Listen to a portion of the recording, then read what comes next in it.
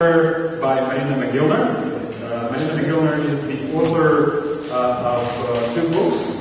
One, Mythology of the Underground Man, and the other is the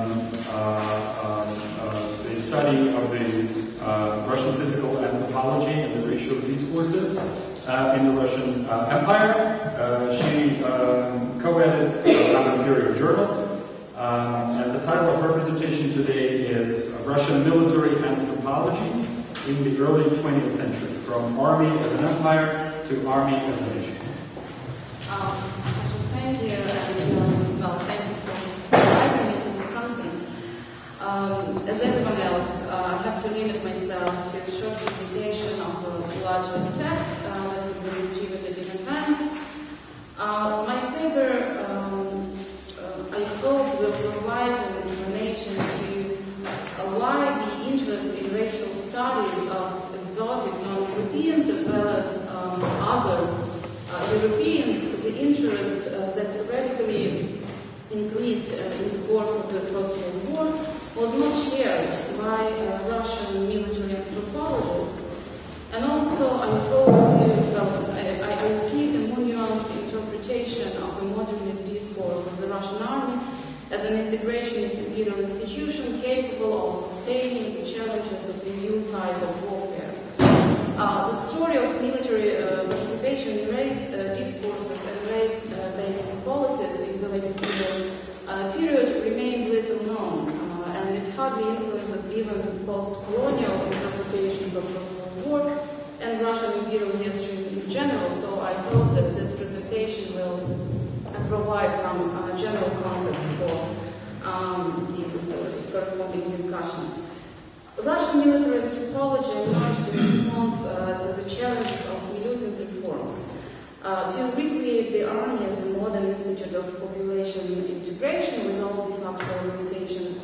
Milutin and the post-reform generation of the general staff officers badly needed modern population statistics and data on physical fitness of the imperial population. Military scholarship became a channel for introducing categories of modern population politics and colonial discourses in Russia. And military physical anthropology, race science, was one of such channels, yet it demonstrated a peculiar dynamics of its own that can't be reduced to the well-known formula suggested by Peter Hopeless to count, to extract, and to exterminate.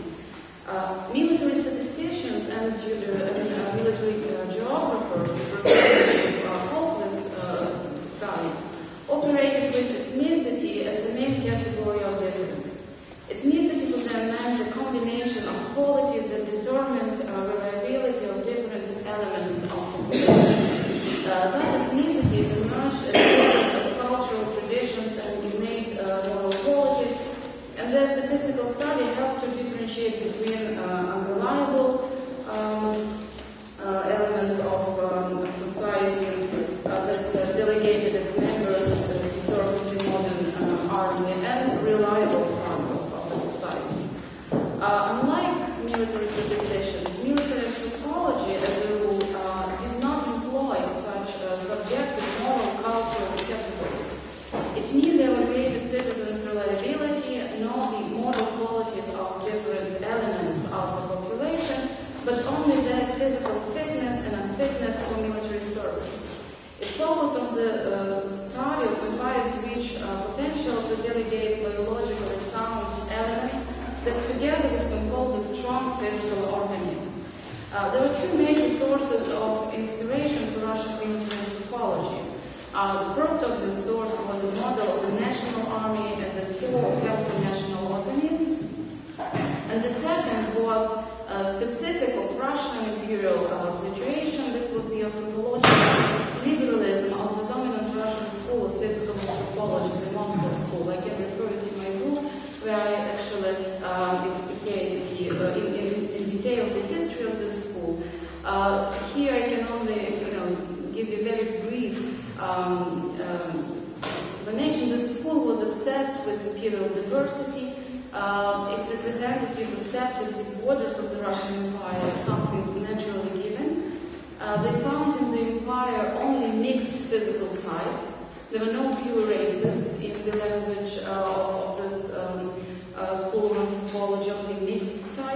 And it developed classification of races in the empire based on calculating degrees of racial kinship between them. Though, when translated into political discourse, this classification actually amounted to the image of family of racial relatives, with only one exception, which was Jews. Unlike the graduates of the General Staff Academy or cadet schools, who indeed were exposed to different Western European colonial ideologies and techniques, military anthropologists, graduates of the St. Petersburg Military Medical Academy, were thinking in terms of liberal imperialism, positive social politics, and the improvement of medical and sanitation conditions for the imperial population. For the most part of the late imperial period, they saw imperial diversity as a positive challenge and attempted to grow the army as an empire. That is, to suggest a model that would encompass and rationally utilize the army, the fundamental diversity of imperial physical types. In my pre-submitted text, I write about the Anthropological Society of the Military Medical Academy, registered in 1893. This society acted as a public and professional platform for academic and political debates about race and the Russian army. It coordinated practical work of hundreds of individual military physicians who studied racial makeup of imperial populations and army recruits, and often developed their case studies into dissertations defended in the academy. Altogether, these dissertations never exceeded 7% of all dissertations defended in the Military Medical Academy, and this should be regarded as a very high number given the very modest number of anthropological dissertations defended in Russian universities in the period briefly between 1880s and the beginning of the First World War. A close reading of all anthropological dissertations defended at the Military Medical Academy reveals a rather limited popularity of colonial anthropology. There were just few projects explicitly revealing the figure of a scientist in the military uniform, armed with the idea of superiority of his own culture and civilization, who gave value characteristics and racial descriptions of the non-Russian population of the empire in terms of their unfitness to military service and inherent physical and mental inferiorities. On the contrary, some dissertations are written in the spirit of strategic relativism of the imperial situation. For example, a very interesting dissertation by Colonel Vilchenko, who worked in Vladikavkaz military hospital and who studied so-called fresh graves, a very colonial type of anthropology by itself, which was practiced only in remote colonies. In the Russian Empire, it was still possible in the Caucasus, but the goal, Vilchenko's goal, was to calculate so-called accumulated imperial grain. And he actually insisted that brains of Chechen criminals were to be also included into this accumulated imperial brain. In his view, while in terms of their own culture, these Chechens were the best representatives of their people, while they were regarded as criminals from the official imperial point of view. They, in fact, for Vilchenko embodied native Chechen notions of dignity, brotherhood, and justice.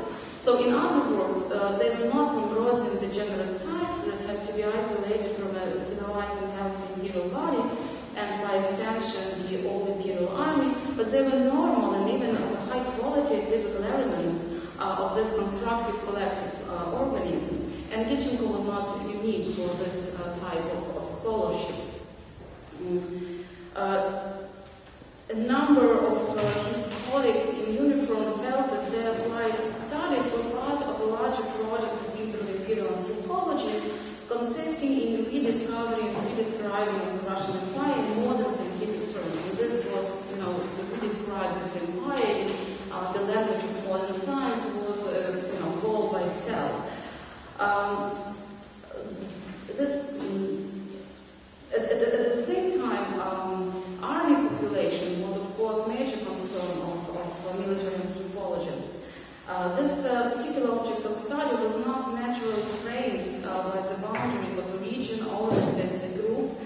On the contrary, military anthropologists are dealing with human collectives produced by complex social institutes who elaborate mechanisms. Therefore, they needed a special interface to interpret physical qualities of politically prearranged collectives. And they found this combination of the biological and political in the category of nationality. This combination of nationalizing approach to individual case studies with the general support of an inclusive model of imperial diversity produced the peculiar dynamics of this field of physical anthropology, which I try to explicate in my longer paper. The crucial landmark in this story was the introduction in 1887 of a mandatory medical form, медицинский листок, that is the individual medical file for every recruit. The form fixed recruits' confession, social origin, profession, and physical characteristics such as height, chest circumference, length of legs, body weight, and, whenever possible but not mandatory, ethnicity. Before that, weight and chest circumference had been the major criteria of fitness for military service, but this was debatable criteria, and they were finally rejected. As a document of modern military medical statistics, the new medical form drew on modern anthropological methodology, which operated not by one, but a system of specialized physical indicators. So, in other words, as of 1887, it was not body weight or the chest circumference or height that individually determined military fitness, but such correlations as the ratio of chest circumference and the half-height index and kind. Obviously, a physician filling in such a form was expected to know the basics of anthropometry, which made him sensitive to anthropological thinking in general. The form constructed each soldier as a physical element representing large social, that is confessional, social state, and physical race collectives. Medical forms became a unique source of anthropometric data that had no analog in non-military anthropology. However, the absence in this form of a modern category of nationality seriously bothered military anthropologists. And again, in my paper, I provide many examples of obsessive construction of nationality by this military anthropologist out of data on ethnic origin, confession, and regional origin of objects of their studies. And you find this real obsession not only in the case of some Petersburg Medical Sanitation Commission, but you find the same obsession in the publications of local military medical hospitals in Warsaw, in Kazan, in Vladikavkaz, and in other localities. So why do military anthropologists need the category of nationality so badly? Then they synthesized nationality from a combination of family names, confessions, and territories. The official imperial statistics was content with religion and sometimes ethnicity, both of which were understood as cultural categories.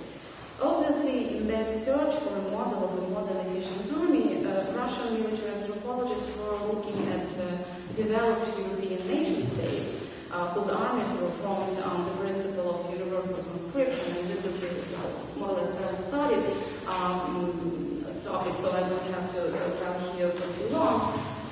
Obviously, in this context, it was a category of nation that allowed a comparison between Russian and Western realities. Yet, as I showed in my paper, relying on many examples from the early 20th century, another aspect of the category of nationality was even more important for Russian military anthropologists. They treated both religion and ethnicity as outdated and irrational categories of culture, while nation and race represented modern and verifiable categories of scientific discourse. This approach forbade race as the basis for national groupings.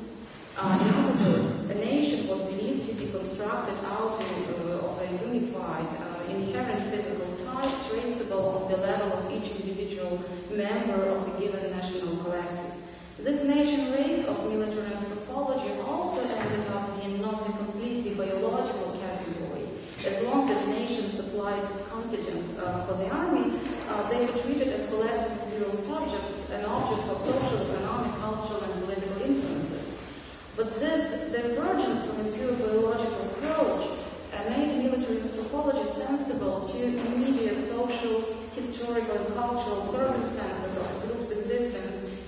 particular territory, and unlike, say, military statisticians, military anthropologists who were actually military doctors, they were dealing with real people, so they observed them in their natural situations and places of habitation, so this really created difference in perception. This sensibility often went against the accepted in the officers' corps views regarding different groups of the imperial population. The latter was especially evident in the case of Jews, who were constructed by the official military statistics as bad citizens doing everything possible to evade military conscription.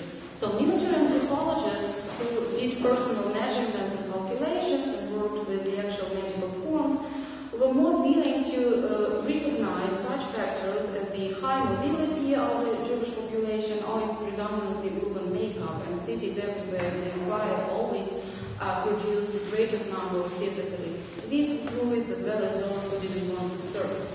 Still, being attentive to the local environment and conditions, military anthropologists tended to approach all ethnic and confessional groups, whether they were ethnically Russian or Inarodцы, non-Russians, as nations. Such a generalizing tendency modernized their presentation and elevated the status of the groups whose men were eligible for military service. This was the unintended outcomes of military anthropologists' approach. Military anthropologists appeared such vanguard nationalists because they embraced the race-nation dogma and because their practical goal was to lay foundations for the most rational coordination of the inherent national differences in one supranational military body.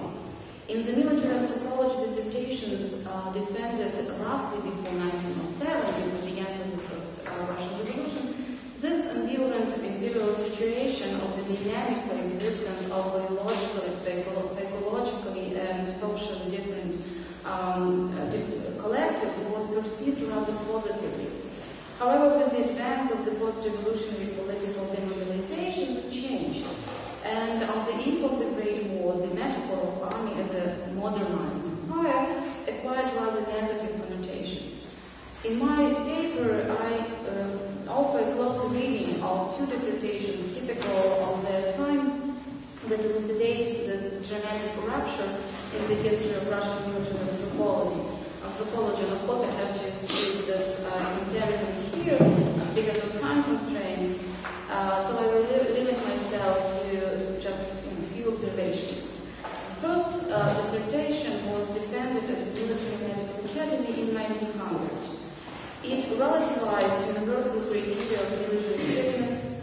It distinguished stronger and quicker, more and less fit race and nations without succumbing to the rhetoric of inherent degeneration and organic unfitness. Authors of these dissertations regarded racial traits and peculiarities, inherent deficiencies and merits of the potential army contingent as construction blocks and should be rationally arranged in order to maximize efficiency of the imperial army. Although ascribing racial groups some inherent medical conditions, they were ascribing inherent racial conditions, and this opened the way for potential collective demonization.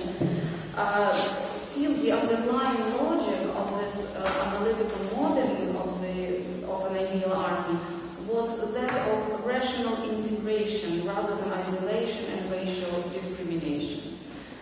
The second dissertation exemplifies the critical transition of the Russian military anthropology in the 1910s, as it gradually shifted to the more radical discourse of physical unfitness and, more importantly, toward rejecting the inclusive model of army as empire in favor of the ideal of the national army. This shift was heavily influenced by the experience of the Russian-Japanese War, the First Russian Revolution, and the Duma debates. In other words, with the advance of new mass politics in the empire. Politicians, government officials, as well as military and civil professionals became aware of the mobilizing force and dangers of nationalism. As an applied technical science loyal to the state, military medical anthropology could critically engage the categories of race and nation for as long as they had not become part of the dominant political discourses. The situation changed when the army was officially reconsidered as an institute of the Russian nationalizing state, and the new task of military anthropology became to scientifically justify the cleansing of the Russian national military organism from the alien elements that spoiled it, made it weaker and more liable to degeneration, in quotation, of course. In October of 1909, the main military sanitation administration and class introduced nationality as a mandatory category on the medical forms, thus meeting the demands of the military anthropological community. However, the long-awaited legitimation of nationality in the official military statistics happened at the time that nationality, with its racial connotations, had become not just a contested category of scientific analysis, but a dubious category of political practice in Russia. Then the author of the second dissertation I'm dealing with in my paper, Mikhail Ivanovich Gusik, physician of the 8th Military Corps from Odessa. When he finished his dissertation in 1910, the title was an essay on the study of comparative fitness for military service of different nationalities composing the Russian army. He was well aware of the implications of the new political situation for his applied science. The starting point of his research, as well as its conclusions, undermined all the efforts of his predecessors. In Gusik's view, military reforms that culminated in the introduction of the universal conscription in 1874 were mistakes from political and biological points of view. Gusik insisted that some non-Russian nations were organically unfit to serve in the army, and that the new army had to be composed of the three physical elements represented by ethnic Russians. There were very important changes in rhetoric, in methodology of analysis, but I just want to refer to again my own paper for these details. Since the military anthropological tradition routinely connected the study of the military body with a larger discussion of social and national collectives that supplied the army with soldiers, the model advanced by Gusik, and I want to stress that his dissertation again was very typical of this type of military medical dissertation. This model could be easily applied to society as a whole, and in this case, the society would emerge as a Russian racial core surrounded by the racially inferior and hence unreliable and justifiably limited in political and social rights non-Russian periphery. The Great War interrupted the systematic anthropological studies of the Imperial Army's contingent. The model of a strong and motivated national army representing the interests of the best elements of the Russian imperial state and society and capable of fighting alongside the modern European nations for the new state, for the new world order, based again on national principles and rational governing, indeed helped to justify the wartime population deportations and measures of coercive social engineering. At the same time, the mass military mobilization of the civilians in the course of the war made racial cleansing and Russification of the army de facto impossible. Against the background of social polarization and ideological radicalization of society, the crisis of authority and the growing disintegration and liberalization of the Russian army, the professional reformism of military anthropology became seen as a limited and inadequate solution and lost its credibility. As the war progressed, the language of nationality became increasingly important. Governments of the countries involved in the warfare, as well as those who intended to sponsor the post-war system, together with the political opponents of the regime inside Russia, championed the principle of national rights. Military anthropologists, with their technical race-nation concept, appeared at the margins of this debate. The Russian army didn't stand up to the demands of modern warfare and its physical unfitness was no longer an issue. The real problem was political fitness and vitality in the army as well as in the society in general. The new anthropological project, born out of the Great War experience, awards the studies of the relocated and struggling population. But this study on the mass level became possible only after the Civil War and during the early Soviet state building in the 1920s. They were carried out mostly by civilian anthropologists who had never before enjoyed the state support and who were traditionally interested in imperial diversity. With the reconfiguration of the imperial space and the destruction of funding for expeditions to different corners of the former empire, they found the only sponsor and their source of physical survival in the Soviet state and consolidated medical commands of social assistance groups that investigated the impact of war on human resources. New sanitary and eugenesis concerns allowed them to survive professionally under the new regime. Thus, in the case of Russian military anthropology, the Great War became a decisive rupture, or rather it signified the finale of the story of modernist military reformism in population politics. Thank you. Thank you. And we move to questions and comments. Boris. Yes, I have a question. Which words they used to Russian to express this notion of nation? Nation, not национальность и нация. Национальность, Нация, no, национальность и нация. Nationalist more often than nация. This was nationalist, and they were unusually reflective about their language, so they really differentiated between ethnicity and nationalist.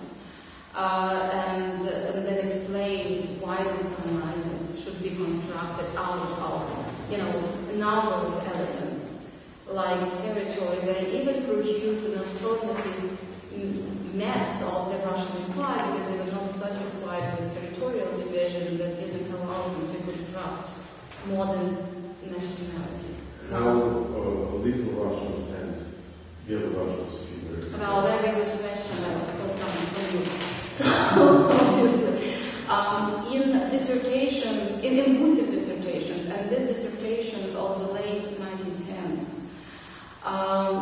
they rejected this combination of nationality and Little Russians, Belarusians. So prior to that, every group within the Russian population was named nationalist. So they really were modernist, and the political implications of their, modeling of nations in the Russian Empire was rather dangerous for the empire because they insisted on applying this term nationalism to every group within the Slavic population of the Russian Empire. Starting from roughly 1910, they preferred to construct the great big Russian nation, so they would amalgamate Little Russians, Great Russians, and Belarusians into a great Russian racial body, and then contrapose this to individual races, nations. And this, what I need in my oral presentation, but I actually have this in my larger paper, this actually created this very methodologically questionable situation, and they compared statistics for big Russian nation and individual non-Russian national racial groups.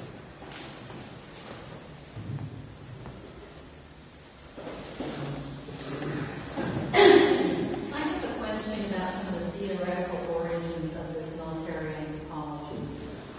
Because, of course, when Rosa started his career by looking at soldiers and being horrified by the sudden balance, and it seems to me that you have found that it's much later, that it's after 1905 that the Russian military anthropologists are being horrified. Was Lombroso influential in the way that they began this, trying to identify, creating a sense of nation from the soldiers and finding some of the soldiers problematic physically? Well, in terms of intellectual origin, actually this military anthropological society was not the oldest Russian anthropological society. It was preceded by Moscow University Anthropological Society, St. Petersburg. There were other schools of anthropology in the Russian Empire, and military anthropologists actually kind of borrowed from very different schools. The military medical school of military medical academy and its anthropological society was much more kind of open to all kinds of applied anthropology, including Lombroso. Lombroso was regarded by academic anthropologists as not as kind of serious scholar. He was doing kind of applied anthropology comparable to social anthropology analysis. And this was precisely what interested military medical anthropologists. So Lombroso was one of the sources of inspiration and influence, but in terms of this obsession with nation, this was definitely not Lombroso. I mean, if you really consider Lombroso, yes, he reflected this situation of split in Italy between North and South, and he was really creating his school in this context of Italian national unification, but he never used, he was not explicit about this, of course, and nation was not the major term in his language.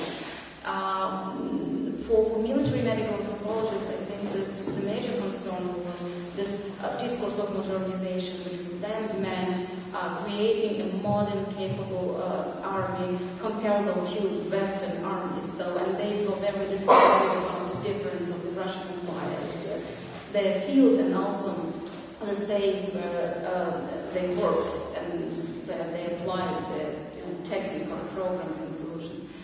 So this obsession with nation was coming rather not from, I would say, academic influences, but from this modernist discourse and modernist impact, very important to them.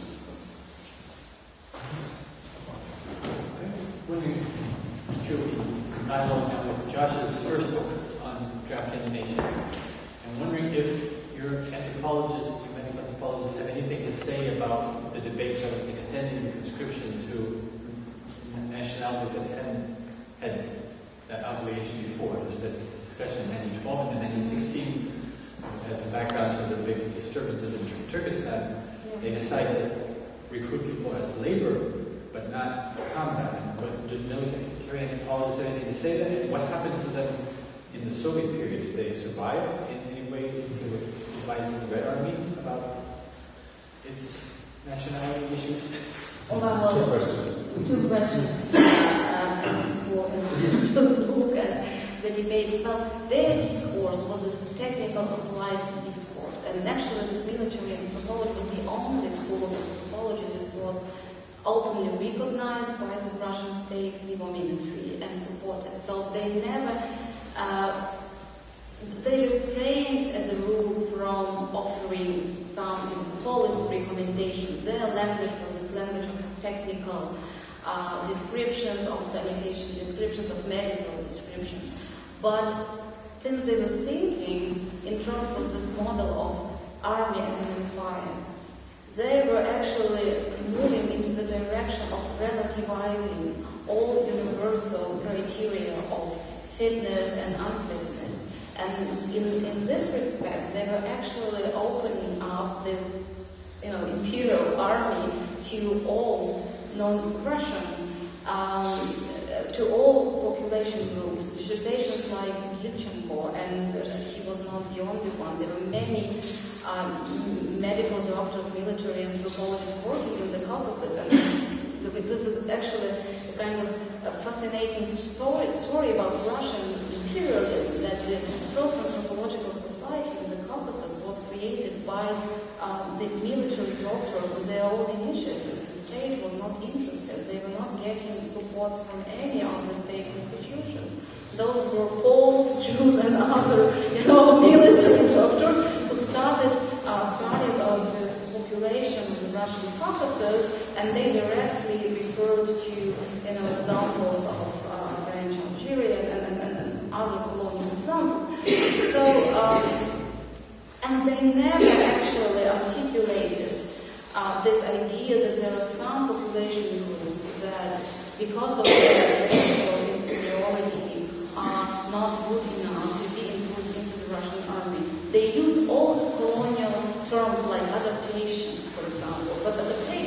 meant adopting Russians from, or little Russians to service in Siberia and in Caucasus and vice versa. So, again, starting from roughly 1910s, you have this very clear discourse of racial inferiority of some population groups, but this was rather a response to the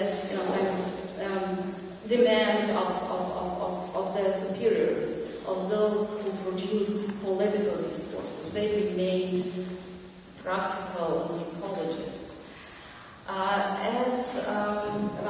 Responding to your second question, in the Red Army there were no medical specialists of the kind, so there were no program of racial investigation, and the idea of integration was formulated in different terms.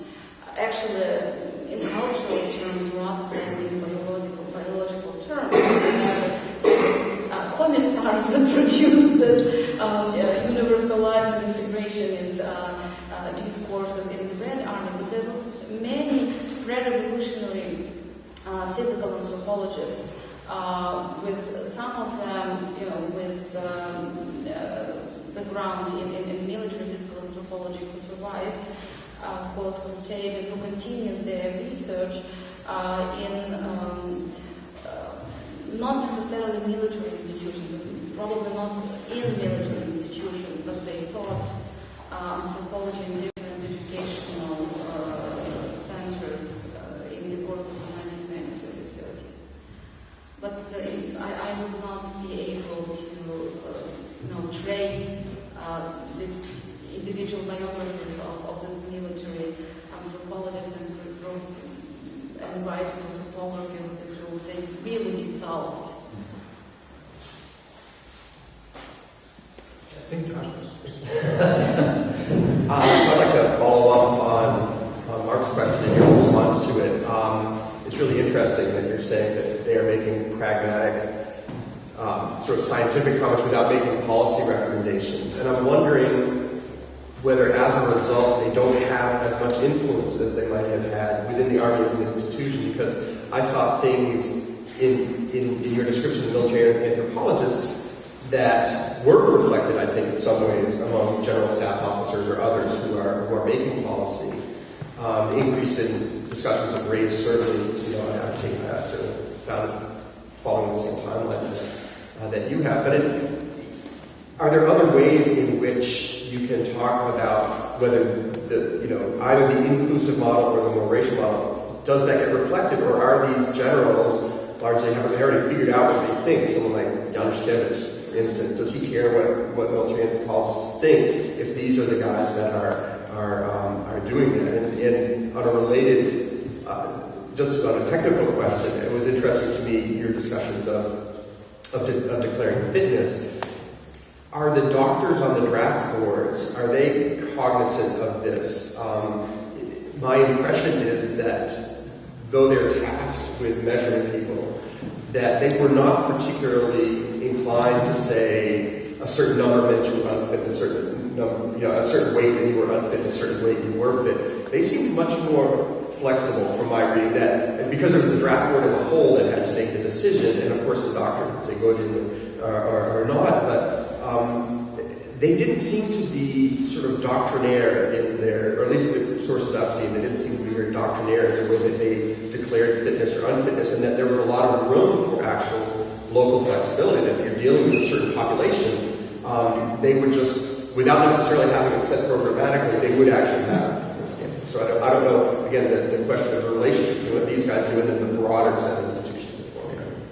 Well, thank you. This is indeed a very good question, but I would argue that this question is also applicable to the influence of military geographers and decisions on military discourses. So if you read, for example, textbooks for cadet school, not just for for cadet school, then there you definitely have this modern anthropological knowledge and modern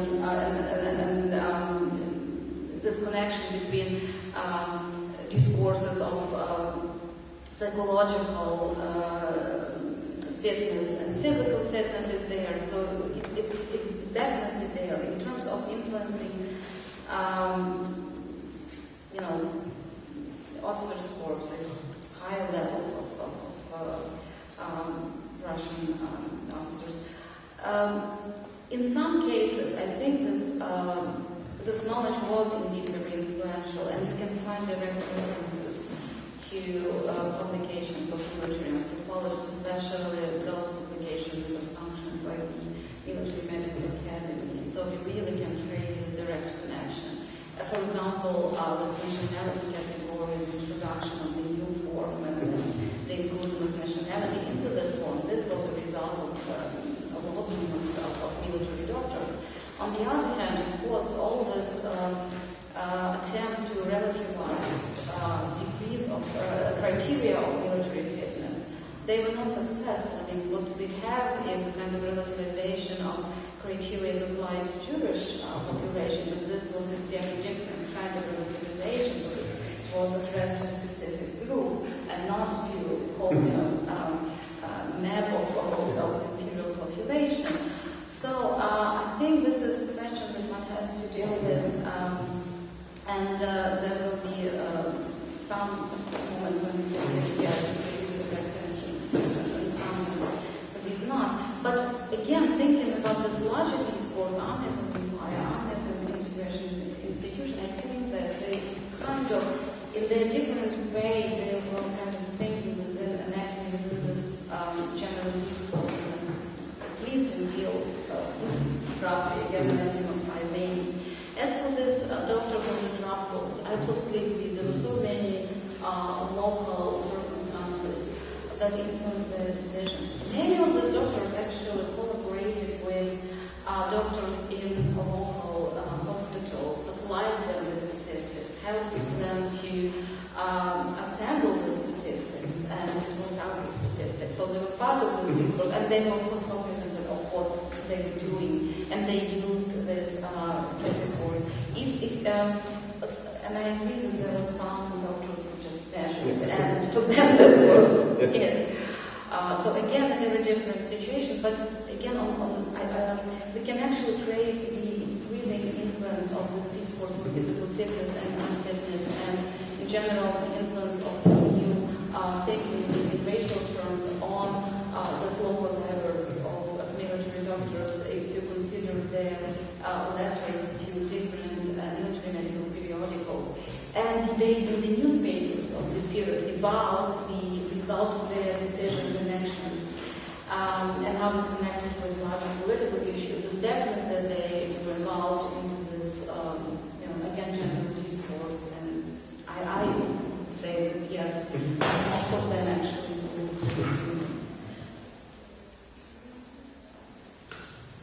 We have 1, 2, 3, and I also meant to raise my hand. Can we take a round? Would you agree to take several? Sorry. I apologize. Would you agree to take several on note, and then you? So please. Well, it's a bit unfair to raise questions about issues which are not in the paper. However, I'm extremely interested in the words how war influenced this anthropological discourse and how this discourse was applied to conditions of history.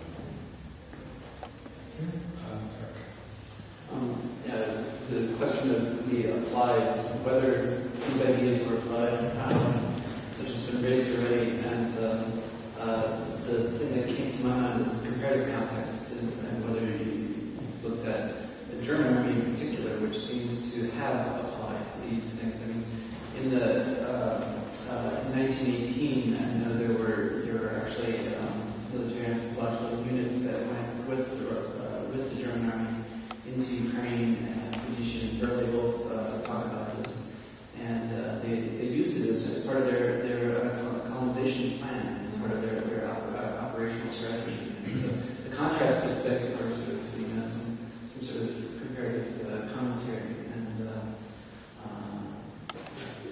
just a second what Boris said, any kind of connection to World War I would be helpful. I mean, it seems like the argument is basically that there is no connection, that contrary to Peter Holquist's story,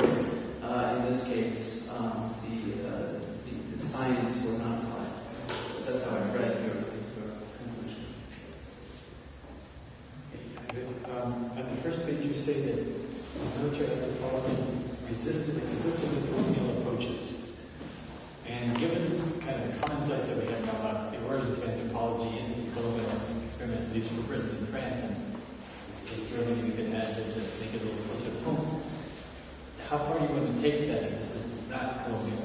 And secondly, if it's not colonial, like British and French or German military anthropology, what made Russia not colonial? What made it different from that general model that we have from other sort of history of anthropology? Yeah, two questions. It seems like this chapter frames the larger story of the development of physical anthropology outside of the imperial authority and outside of the instrumental knowledge in ruling the empire and power. Because they are the different branch, right? They are the ones who have access to the government, who could theoretically frame the policy. And then the question of whether they frame it or not is the Nazi regime question. So, I mean, do you see this flank also in the public sphere changing sort of the balance in the public discourse about race and the significance of race vis-a-vis Anuchin, vis-a-vis other people? If they didn't influence the generals, did they contribute to a particular stream of the public discourse? This is one question. Second question is, of course, the creation of national units in the moment of the crisis and exhaustion, the war. And I wonder if you encountered any of these people commenting on what is going on. How is it you make a Ukrainian, a Georgian, and everything, etc.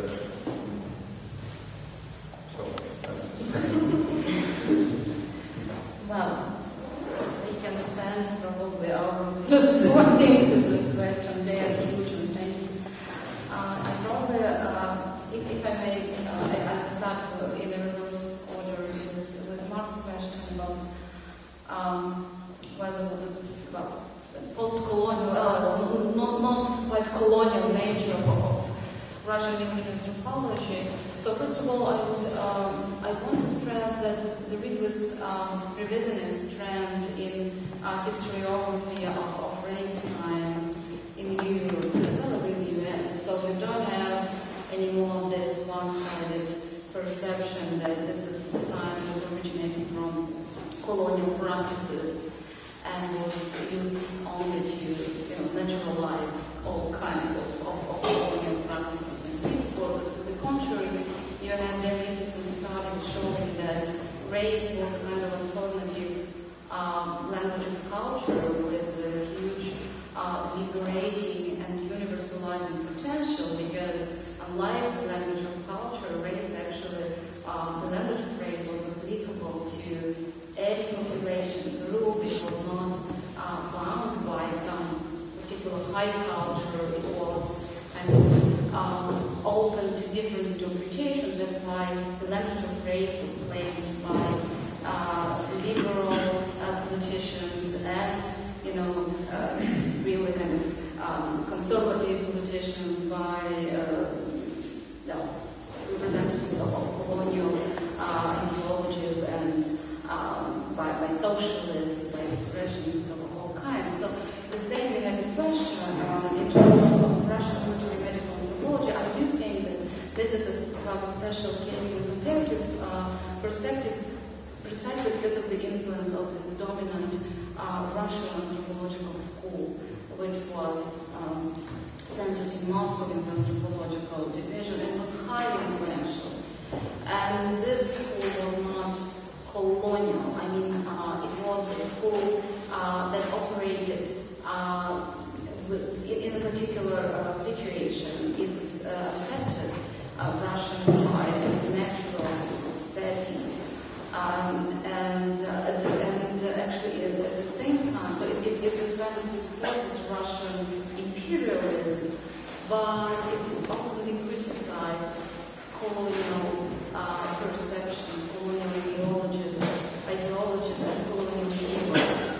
And there was some paradox, and there was always a problem when representatives of the school tried to translate their scientific views into some more or less coherent political ideal or political project. But at the same time, this was the most influential school in Russia, and all the military anthropologists, they were under the very strong influence of Moscow anthropology. They were reviewed by leading Russian non-military anthropologists. They published not only in military medical periodicals, but also in journals of Russian anthropological journal. And I think this influence was decisive for them. And also a kind of, again, instrumental stance. They accepted this idea of national army. They also understood that their nation, their society, their state is different. And non-parallel to this kind of homogenized armies was a rationally arranged imperial army. For them, there were no other solutions for really long time, so they had to resolve this issue. So, in short, and this would be my response to your question. And then going to Sasha's question about the influence of military anthropology on public discourse. Some representatives of Russian military anthropological community were very influential, but these were mostly people working in this most vanguard field of physical anthropology that were not monopolized by Moscow School or St. Petersburg School of Anthropology associated with university, which is again criminal anthropology, sanitation anthropology, social anthropology, and also racial psychiatry. So here you have a really very strong school of racial psychiatry in military hospitals, and especially in St. Petersburg. But otherwise, they actually were, I would say that they did not influence public discourse in the Russian Empire. They always remained in the shadow of civic anthropologists who did influence the discourse to a very degree. This brings me to your question about comparative context, of course. They were always thinking in comparative terms. This was kind of basic epistemological situation for them. Actually one of their goals was to create a kind of knowledge that would enable the meaningful comparison between different armies. So in their view, Russian army was not even yet ready to be compared, and in this sense, it was not yet a suitable object for applying different kinds of policies and techniques. This is true not only about 1910s and the years of the First World War, but even more for the mid-19th century, late 19th century. Yes, they followed up the works of military doctors and anthropologists in German army and in French army. They analyzed, for example, of the policies of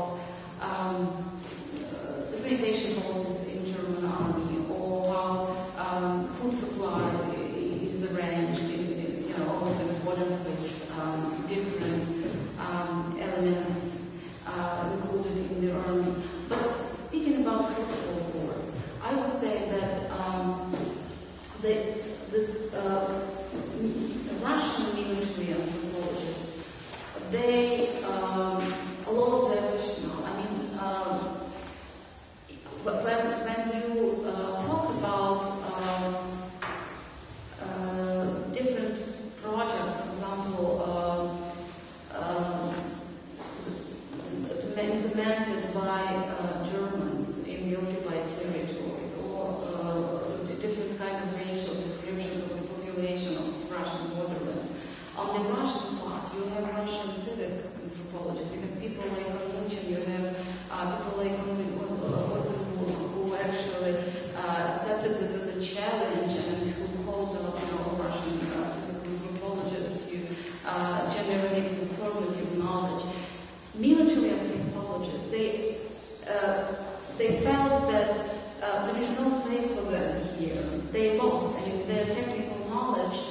appear to be useless. And you don't find any coherent discourse of Russian military sociologists who somehow comment on new policies of Western allies or Germans that were implemented in the course of the First World War.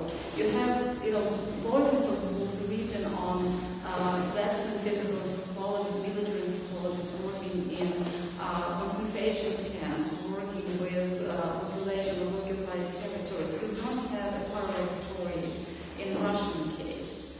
And I think that this is precisely because this Russian military anthropology was this instrumental technical field, and there was a rationale in the new situation of the First World War. Okay, and for Maurice, I think this is kind of response to your question as well. You asked me how all these discourses were either modified or applied in How war influenced them, how they influenced you. how war influenced them. This is, I think, the major influence of the war. These discourses, they became irrelevant. They simply became irrelevant in a particular Russian case, while you have a rising interest in race studies in the past. You don't have the same situation in Russia. I think this studies, this tradition of military medical psychology became irrelevant. At this moment, I would like to ask everyone to join me thanking Marina for the presentation.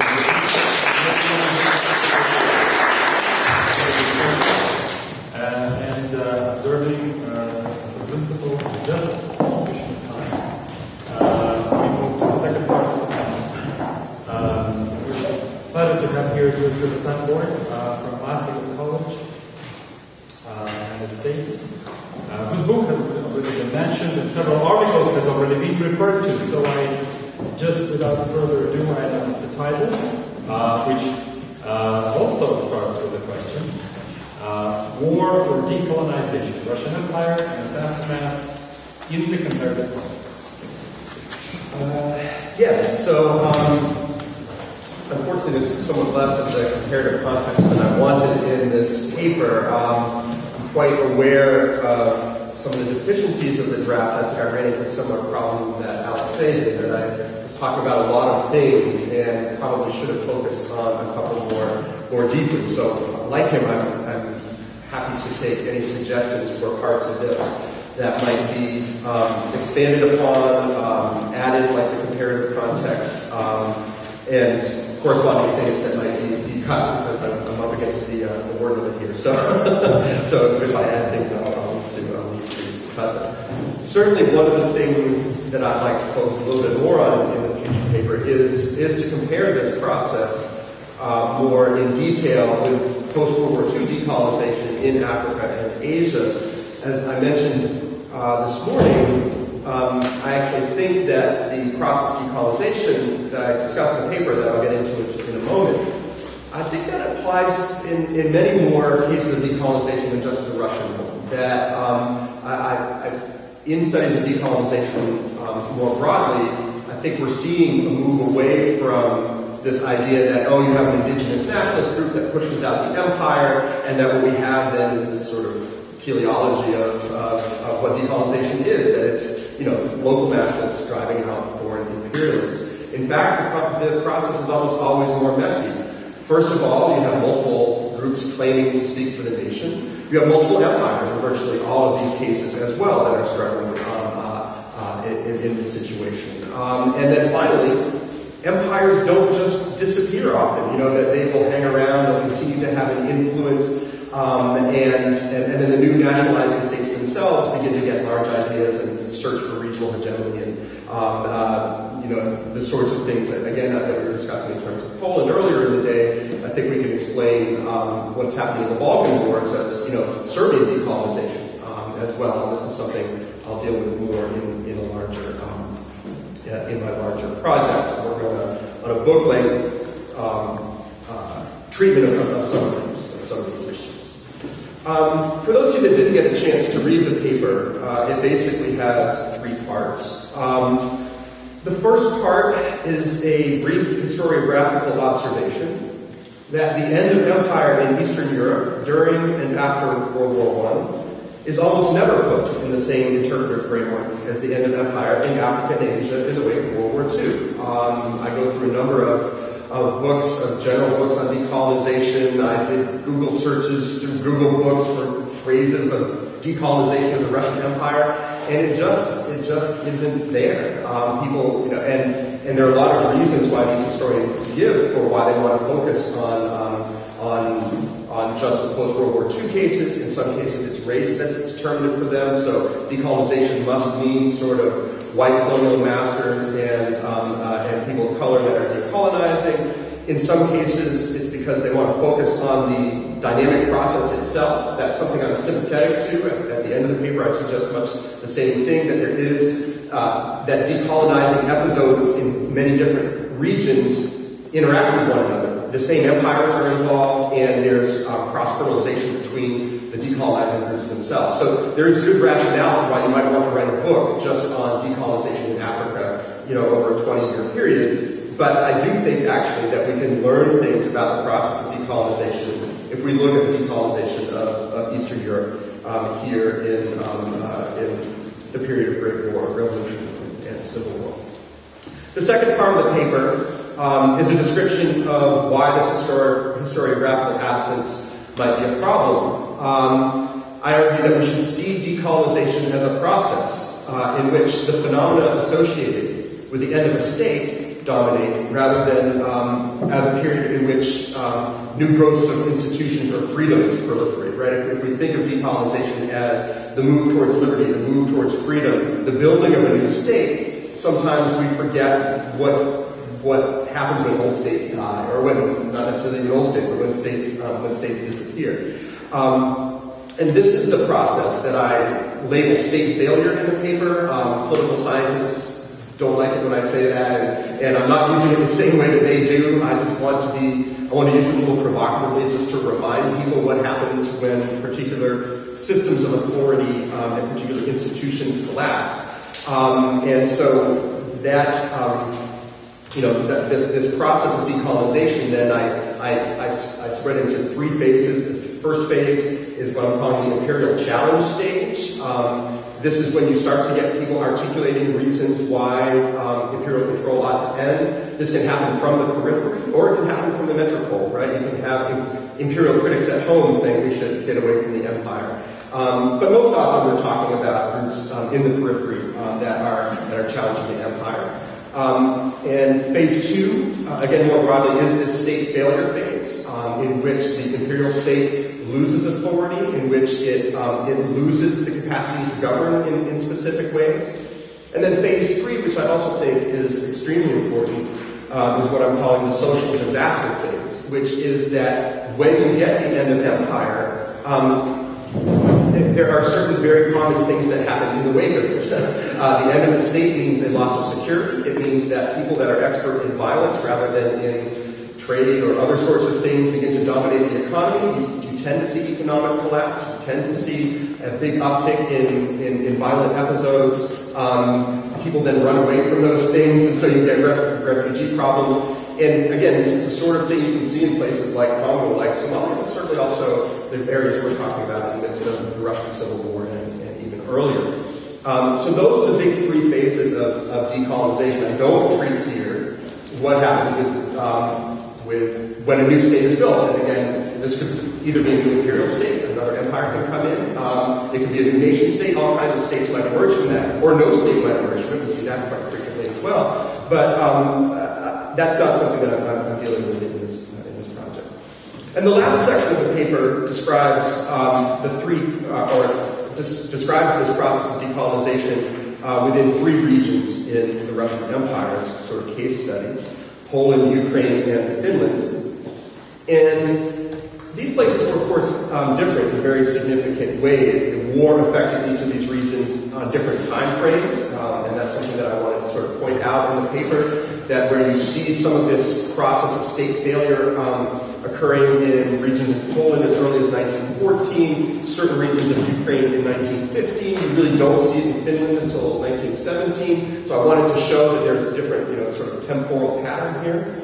The pre-war nationalist movements differed. The post-war outcomes, of course, differed. You would have preferred to have lived in Finland than in Poland or in Ukraine in this time period, I think. I would have been. But at the end of the day, I think we see all of these regions move through the phases that I just described above: the imperial challenge, state failure, and social disaster. The other thing I guess I should mention in regards to the imperial challenge stage, and this is important, and it's something that Alexei was mentioning earlier as well, in none of them is the imperial challenge significant enough to pose any real threat in 1914 to the integrity of the Russian Empire. Finnish nationalists weren't looking to or going to achieve independence, and neither were Polish nationalists or Ukrainian nationalists. Right? The empire was perfectly strong enough in 1914 to deal with these relatively weak challenges to their imperial integrity. So that's one commonality. Each of them did experience state failure during the war. As I mentioned, this happens at different places at different times. And even in a place like Finland, in which the civil war is much shorter, the bloodshed is much less, even there you do get this process, a briefer process of social disaster, of the spread of paramilitary groups and of all the rest. And again, it's much shorter in term, but you see that same process taking place in Finland as well. So I think we see these parallel structures occurring in these very different places.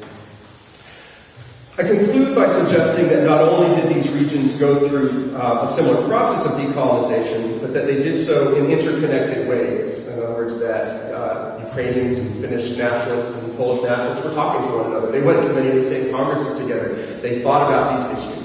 And so too did the empires. The German Empire, the Austro-Hungarian Empire, the Russian Empire were all dealing with these questions. And it is something that I think has been mentioned a couple of times already. There was a big shift in 1914 from trying to manage imperial affairs in a way that you don't necessarily want to destabilize your neighbor because that's going to end up destabilizing yourself. In the war, exactly the opposite happens, right? That they do look to destabilize their neighboring empires in terms of sponsoring, national uprisings or whatever, and that does then rebound. That does rebound upon them. So those other scholars that will work on the post-World War II area that look at event and that look at process, I think we can do much the same thing in terms of what's happening here in the Eastern European case. So that's all I have for that introduction. Questions? Comments? Please. Yes, please. I have a question. Should we somehow fragment this concept of state failure? Because on the one hand, you have situations that people for this decolonization process where the state in the metropole does affect. What happens is that the local society creates problems for the individual rule. Again, not strong enough to just overthrow it, but creates problems which are strong enough to make people in the metropole to consider that maybe costs and advantages are in such balance that we should rather withdraw. That is one thing. And another thing is exactly the state collapse and disappearance. And I wonder whether it is possible to compare, say, Russia of 1917 with possibly France of 1914. Well, indeed, the metropole disappears.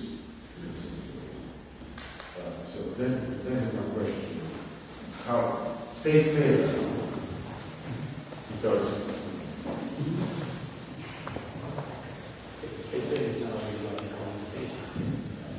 No. But I have a whole bunch of things that you might suspect. First of all, you talk about settler colonies on the first page. Settler colonies are kind of a minority in colonization literature, right? So that's not a typical example. And all the examples based on Australia, New Zealand, and Canada don't really fit a lot of other parts of the world when it comes to colonization. So, yeah, I like this idea, but I'm having some trouble with this. I'm going to try to poke you in various spots where I think I need an answer before I can buy it altogether. One is, did Russia decolonize itself? Russia as Russia.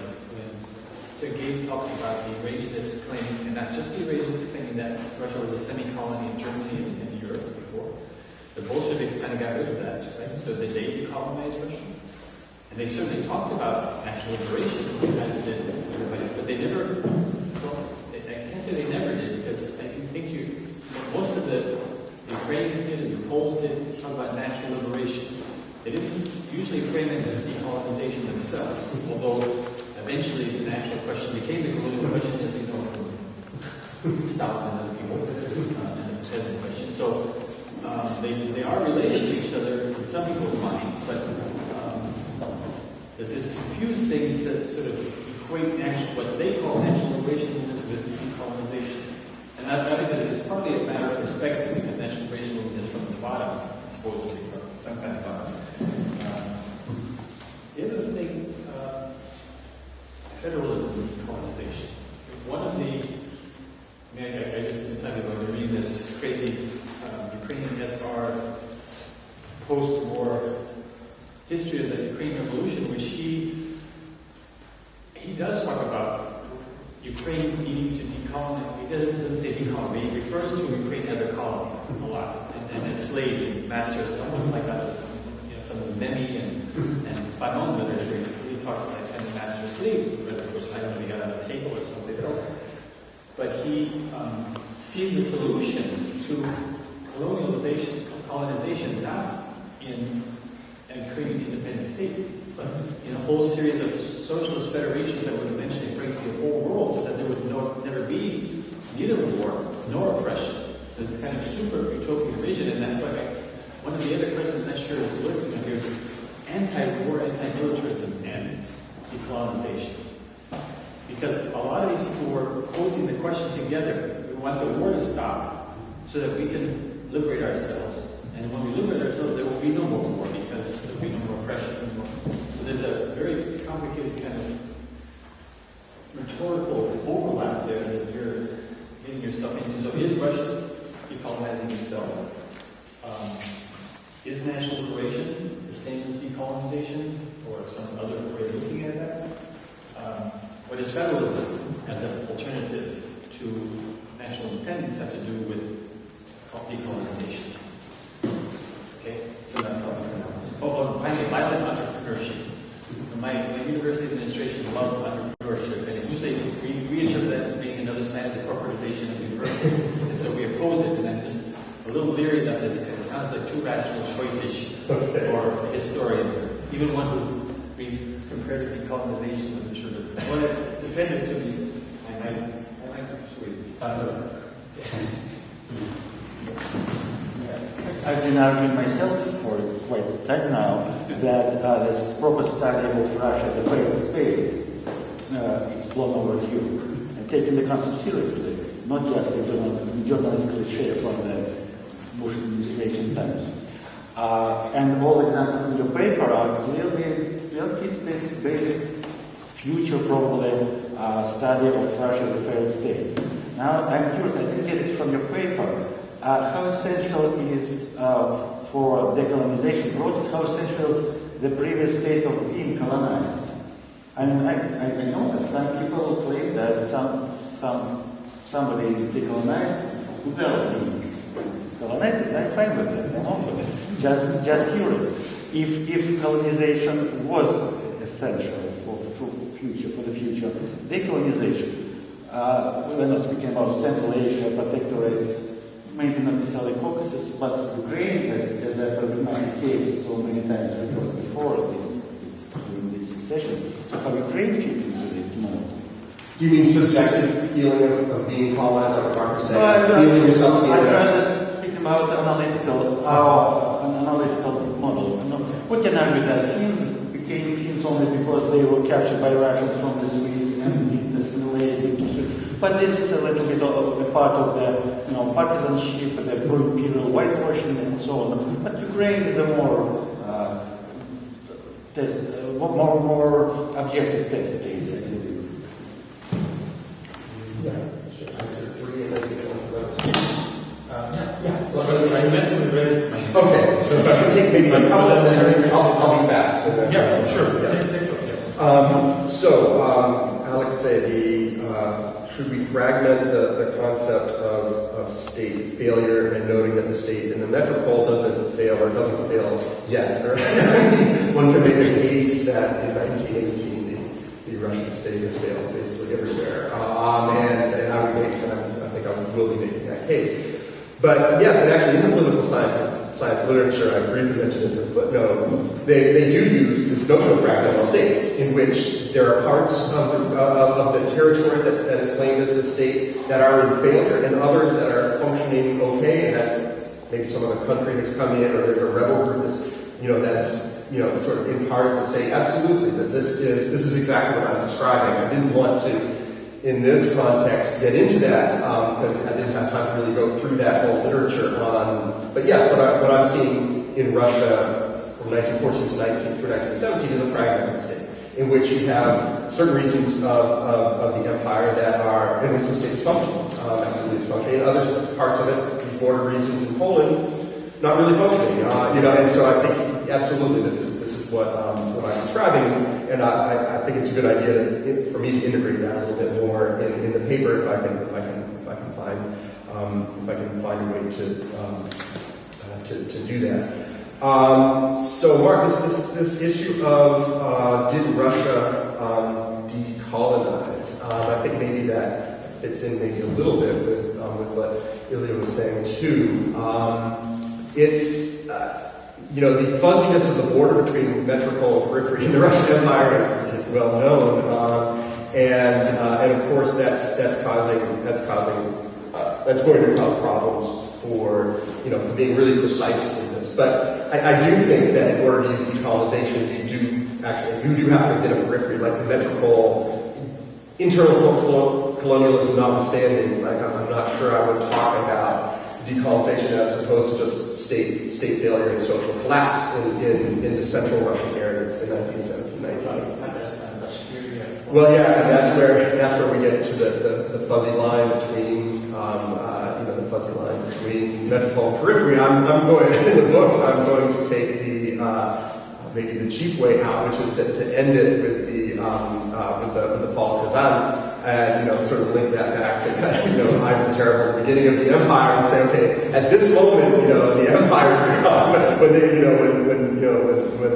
Kazan is lost, it's then the empire is gone. And then of course to recap the next month, there would be another story. I don't think I have the energy to write a volume 2 to this, but the other story, of course, is then how does the state get reconstituted? How does it get rebuilt? And how does it re-imperialize in many respects, right? How does it recreate that imperial structure? A totally good project. Violent entrepreneurship. I do like this. I know what you're saying, and I certainly don't want us to be included in sort of entrepreneur studies programs or whatever. We're playing for some of that as well. We have donors that want to create centers for entrepreneurship, and but yes, but I do like the term. I do like Volko's book, and I do like the term because what it allows us to see is that the people that are maneuvering in this new set of circumstances, we don't necessarily have to think of them as nationalist freedom fighters, and we certainly, when you see the splintering of all of these warlord groups, for me it's a lot clearer to talk about them as political entrepreneurs of various kinds. You could call them opportunists, but that has a kind of a different label too. Entrepreneurs seems more, generic. By the way, he uses this term. Ethnic entrepreneurship. Right. Right, there's a big link to Mark's hesitance about it too. That it's one of these words that does, sort of infect things. And then finally, just very briefly for Julia, yes, I mean taking Russian to fail state seriously is something I certainly want to do here. And I guess I'm not completely clear on when you say from an analytical standpoint rather than subjective of the previous state of being colonized. Because when you first asked that question, what I was thinking is there is a big part of the decolonization literature that says the core part of the decolonizing process comes out of the humiliation of the colonial experience, right? And that, you mentioned Fanon before, right? This whole idea that process of humiliation and degradation is at the core of a lot of these movements and the way that these movements proceed, I think is a big part of the decolonizing literature. And if you haven't had the subjective experience of feeling humiliated or degraded, if you're living in Belarusia and someone tells you you were colonized and you didn't feel like you were, if that's not there, if that subjective experience isn't there, can we still talk about it as decolonization? And that's a really interesting question that I did not come to terms with in this way. But if you were asking something else, I'll get a follow-up from you. Eric, I'll push myself to the end of it. So Eric, go ahead. This was really a great read. I really enjoyed it, and I think in a way we can accomplish two things that I've been looking for in the literature. Two concepts you developed: so state failure and decolonization, both of which are very productive terms as analytical tools for looking at this period. And the question I guess I have reading through it is the analytical weight you put on each one. It seemed to me often that state failure was a more powerful explanatory framework than decolonization, but the order is reversed in the analysis because decolonization is the dependent variable analysis. So state failure appears as sort of a subset of that.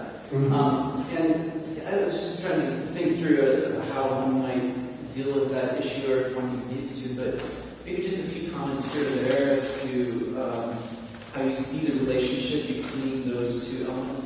And as I was thinking, maybe possibilities for making that a little more clear is thinking of comparative cases where you have decolonization without state failure and trying to bring that into the analysis a little bit.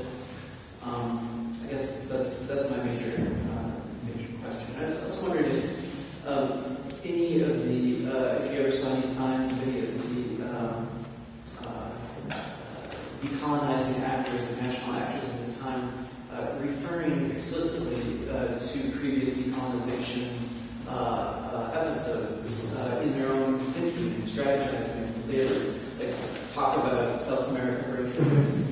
Did they, were there any reference points like that explicitly, or are we just looking back and analyzing their reference points?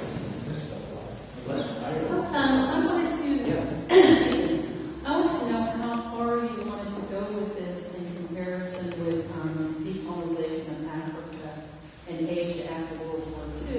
And I also wanted to bring up the perspective of the colonizer, since I'm a former colonizer myself, Peace Corps volunteer in West Africa. And the issues of this social collapse after colonization, the physical, mental, some of what happens to people when the colonizers pull out. One thing is to mention failed states and something else to talk about. Failed lives, how this plays out. And so I'm wondering, there's a way in which Africanization is treated very badly in the press today, and could some of this be applied to what happened in Russia after the Russian Empire after World War I? Could we call Poland, the fascist Poland, a failed state too? How far do you want to take some of these analogies? And remember, the colonizer did sometimes do something with it in a small way, or not. With something, so I changed my mind. I was thinking about Mikhail Nikolaevich Pokrovsky.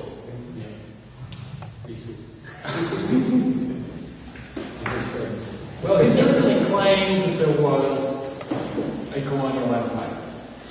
And there was a movement of redefinition of that experience, not unlike the redefinition of the space of diversity in race science, or earlier with the arrival of modern ethnographic knowledge, statistic knowledge, etc. There is a good way to think that he was taking revolution seriously, given that he was a Buharinite, and that he did think that on Brest-Litovsk issue he had a point, and yet if you follow through the earlier Marxist historiography, you can certainly claim that it was the first framework of articulation of decolonization, even though it did resemble the decolonization of what we call colonial bourgeois empires. So that is kind of the big thing, and then I quite agree with Marx, so I treat it actually as part of my paper, but that has to wait. The other thing I wanted to ask is, when we talk about decolonization, we cannot separate this issue from the post-colonial literature. And of course, the post-colonial literature is all about a critical stance and critical sense of how the national liberation and decolonization was a replication and a partaking in the very hegemonic and oppressive discourses that were installed and framed the situation of inequality and hierarchy in the first place. So, you seem to talk about those issues that indeed fit the notion of national liberations because they all come to a state.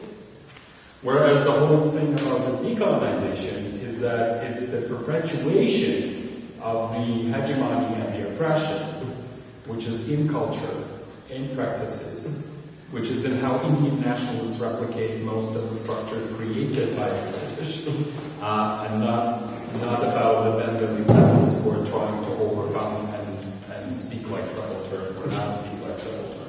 So that is entirely easy, and I'm at a loss. I mean, is it a choice? And you want them to do Eric's kind of idea that it's really about state failure? Or do you want to really probe into this territory? Because they seem to be very much separated, those literatures.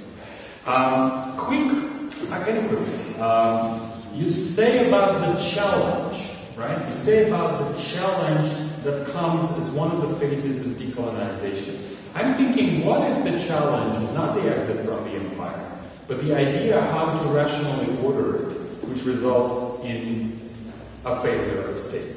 I mean, they get this radical flight of imagination that, you need to separate down the pendulum, mark, core, periphery, and then they get the whole thing, right? And then they get the real state failure as a result.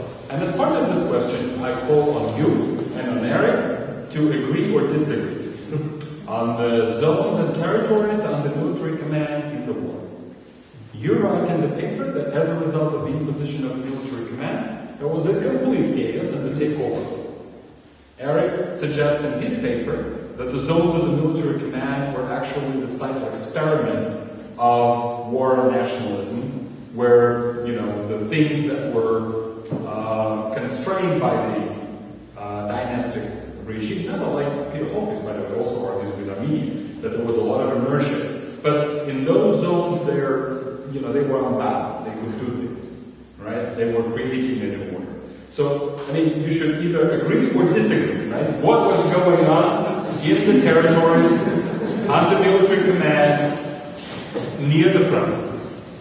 I will start with that, President. I don't think there's any contradiction between the idea that they have free hand and that they create chaos. And I think what they do, basically what they do is, in my paper, I was talking about their attempt to put in price control.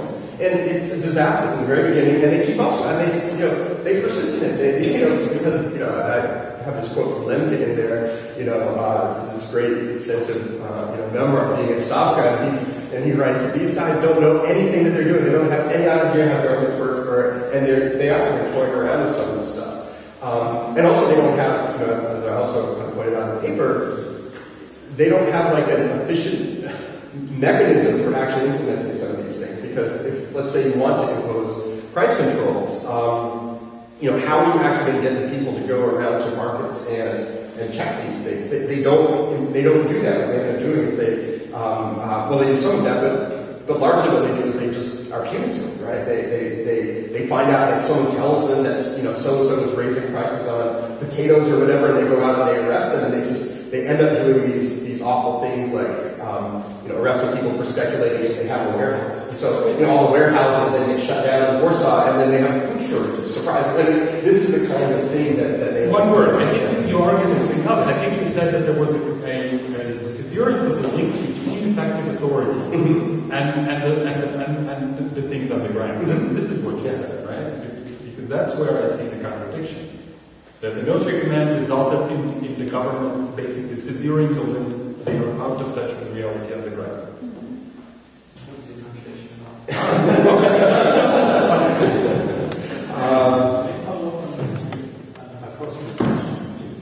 I thought that too, but to come back to Elias,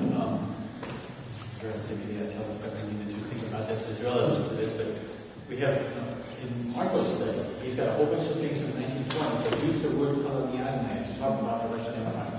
Prison of Nations, nobody told us, Krzyzewski told us, Prison of Nations.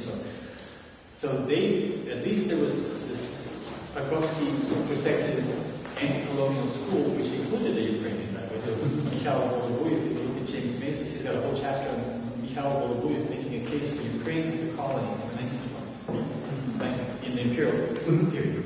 So there was a kind of intellectual, analytical oomph to this notion of colonial in Soviet times already in the 1920s. It went away in the 30s, and entirely, but most.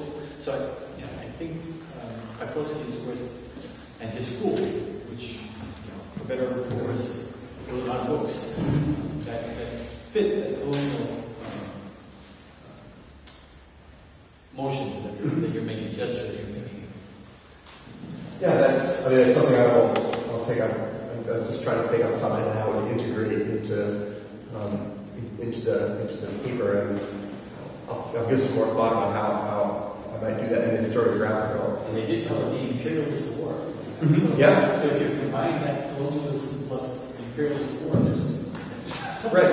Well, and I mentioned this briefly in the historiographical bit, right, which is that we've talked about World War I and empire for a very long time, right? But the empires that we talk about is this sort of imperial clash. And in the book project, I'm actually starting it with the Balkan Wars, because I actually see the start of World War I as this collision between an early European decolonizer, Serbia, and the great power system, right? That in a certain way, it's the challenge that's given to the imperial system and not quite recognized as such, right? If you look at the way that in the whole July crisis literature, if you look at how German policymakers are responding, they are not, they're thinking, we have to punish Serbia, like they have this. They're not quite realizing exactly what the Balkan Wars meant.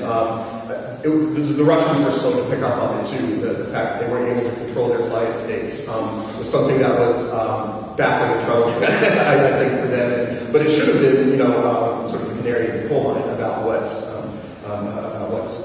going on.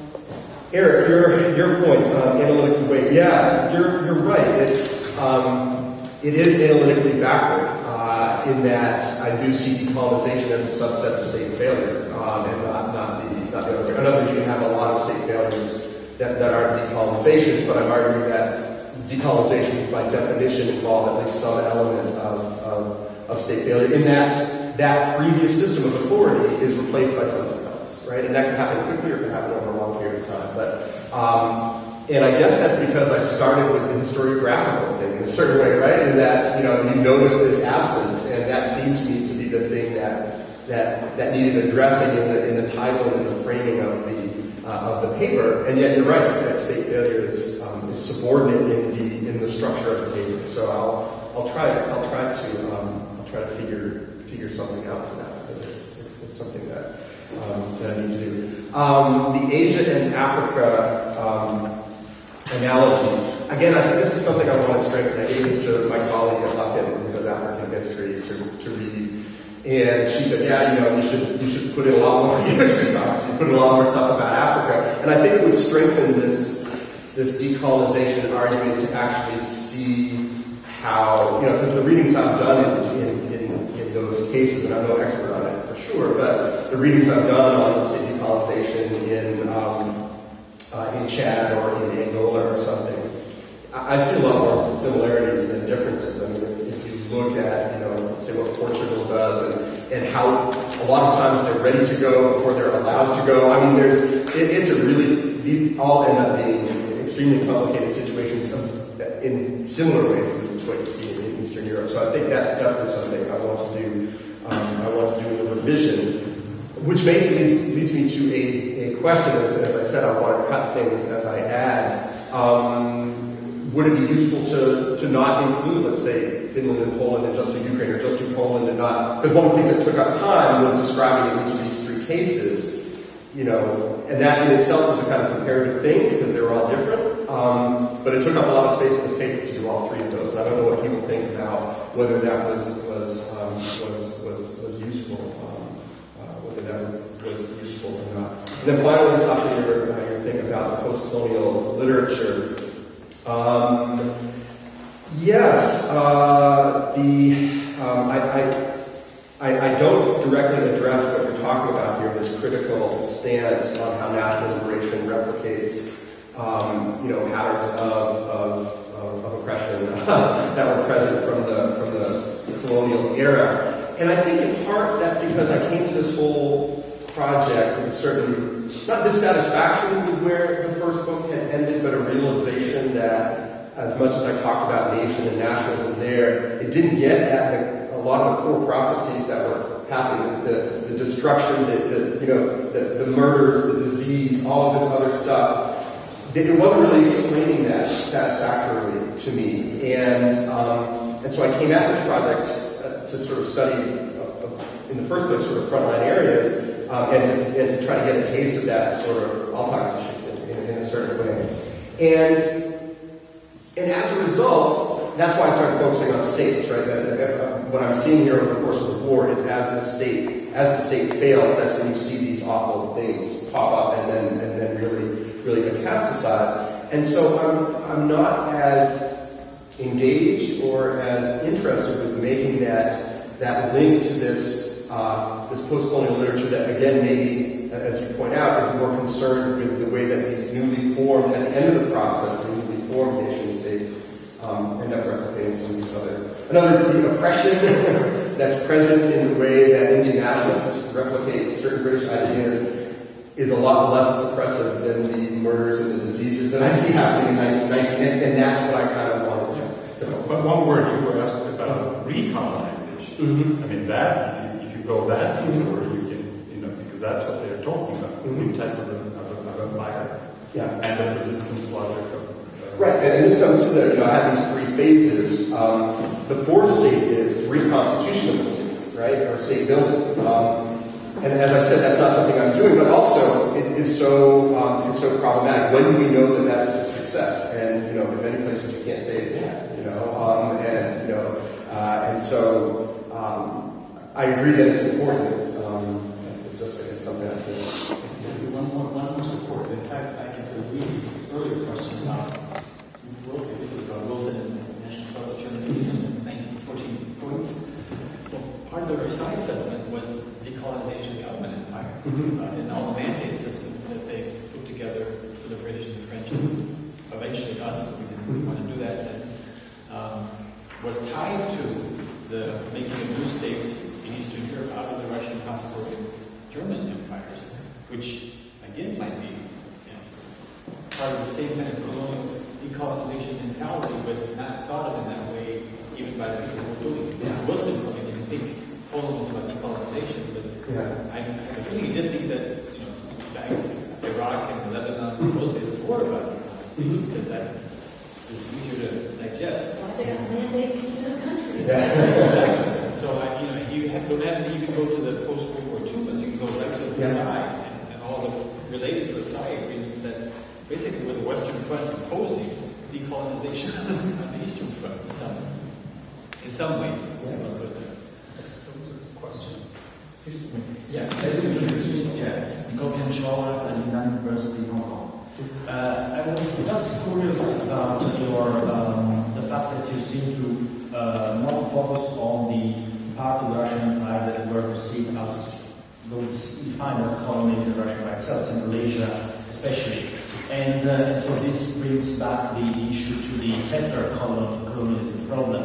So just because how you justify that, and also because the decolonization that happened actually starting from 1917 in North Caucasus, we had Mennonites, colonists, or the Cossacks from the so-called mountaineers, and then Central Asia after the Civil War and right up to 1922.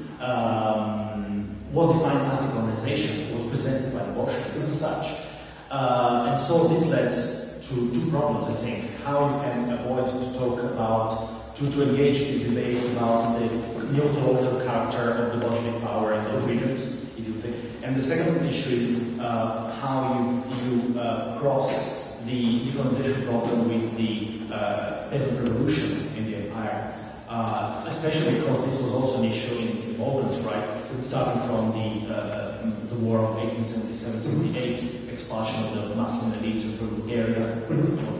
So, yeah. Do we want to see if there's another question? Sure. That's certainly the final, right? Sure. Do we have any more? So.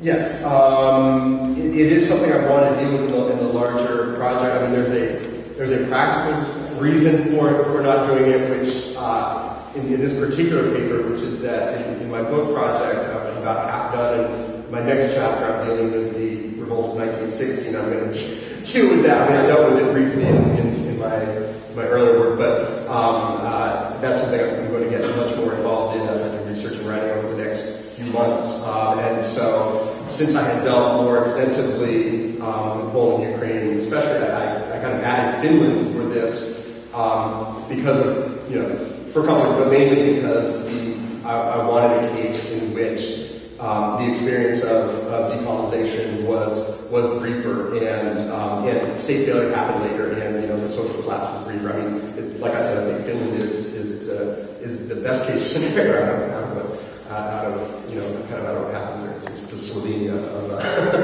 of the region in some ways, I think. But and so that's and so I think that's the practical reason, and I think this piece would work fine with having one of those having one of those regions, because they are episodes of decolonization. It doesn't just happen on the European frontiers. I mean, there is something different with the other ones in that the German army and the German Empire is right next door and actively involved in that, and they're at a further remove, obviously, just as the Ottomans are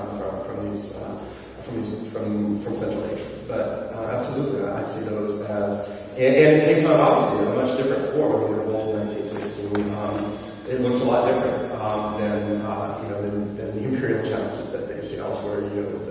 The massacres of settler populations, and in a way that you don't see in Ukraine, right? I mean, I would agree. A good case, but thinking about the cunning part, the hateful part. A lot of what you cover, Jeremy does in his essay too. I don't know if there's some way to eliminate duplication whenever you because he covers all your cases. Yeah. Probably more than you do. If you hit both of those articles in the volume, you don't need to hit them twice. And then you can do more than you have to do more theoretical. Okay. Let's start out. Okay.